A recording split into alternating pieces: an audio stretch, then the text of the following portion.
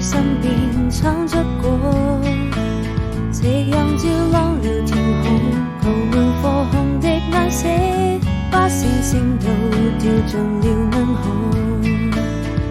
這個生日快樂，最浪漫的時刻，溫暖你心裏某個角落，願意收集每一片雲朵，一起聽暖風訴說。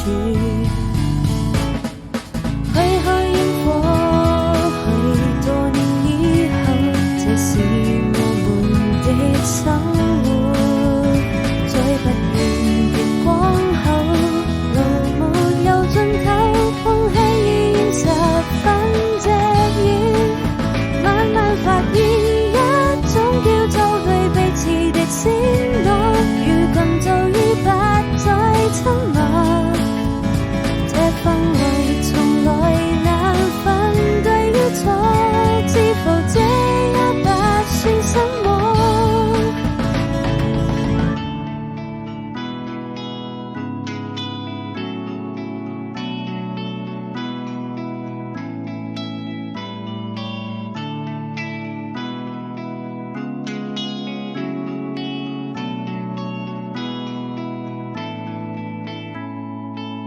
回味走過浪漫的篝火，我又在誰身邊闖出過。